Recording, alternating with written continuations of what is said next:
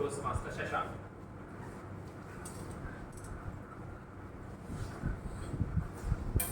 Can you think of a time when you asked someone for help? Can you think of a time when you struggled to ask someone for help? What was the problem?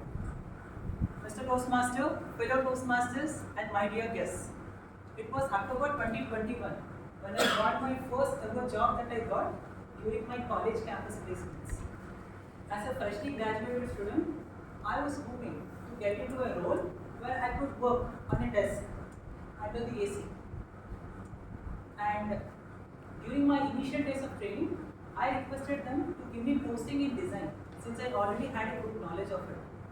However, they convinced me to get into projects, that is the construction field, and promised me they would give me posting in design in a year or two. I considered asking HR about the best way to approach the right person to secure that desired role. But I didn't ask for help because I thought they'd be busy and I didn't want to bother them. Imagine how shocked I was when I first saw the place where I'll be working for next 2 years. It was a huge 16 floors building with lots of noisy construction machines, workers bustling around, full of dust. I thought I'd rest, not under the AC, but in peace, if I work here. Once I stepped into the site, my manager led me to the floors where the construction work was in progress. And he provided me with a briefing about my responsibilities. As a project engineer, my role was to ensure the execution of various tasks on site as per the drawings. And now, by nature, I am a very calm and composed person. I cannot help myself to shout at people to get the things done. Similarly, I find it hard to handle situations where people shout at me. But as you may know, in the construction field, all of these dynamics are quite common. I was a young 19-year-old engineer, and all other people I used to deal with were of age 40 and above.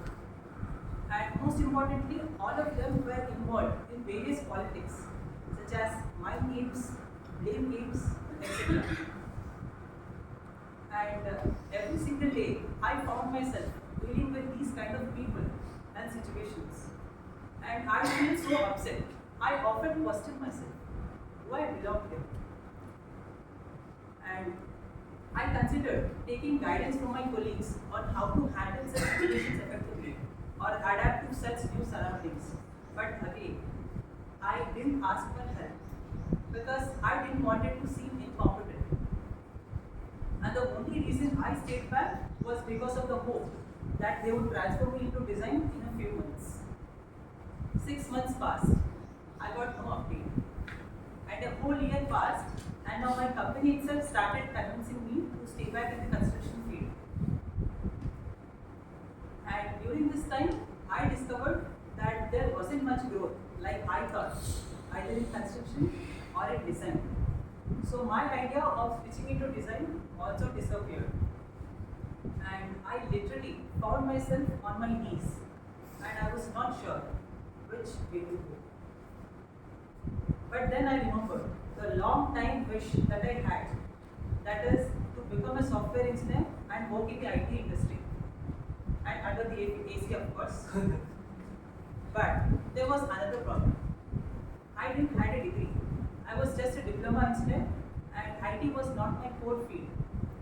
Due to this, I saw no possibility of becoming a software engineer. I thought I'll ask experienced software engineers for help on how to enter into the IT industry. But again, I didn't ask for help because I didn't want it to seem incapable. After so many days of struggling, I realized that I might not be able to resolve all these issues on my own if I didn't ask for help or guidance. So that's when I decided to take baby steps. I started sending out texts to all the people I knew, and again, not so comfortable for me, not a usual place where I find myself in. But each time, the information, the resources, and the connections that came back were truly life-saving. Eventually, I gained a clarity on the path to enter into the IT industry. Soon, I enrolled in the courses that are needed, dedicating 6 months to learning coding and various essential tools. And during this period, even as I continued to work in the construction field, I felt a sense of fulfillment because I was pursuing my passion and getting closer to my dreams. As a result of this, asking for help when I needed turned into a habit for me. During a recent district conference, I interacted with many new people, sharing my interests and expressing my search for the potential DevOps engineer opportunities. And remarkably, I got 4 interview opportunities. And it is all because I took the initiative to ask. My friends, how often do you find yourself hesitating to ask for help when you truly need it? I urge you to let go of all your fears and embrace the simple act of asking when you are in need.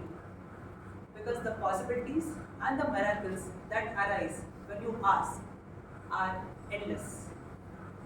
And before I conclude, I have something to share with all of you. I am now a proud software engineer. Mr. Toastmaster.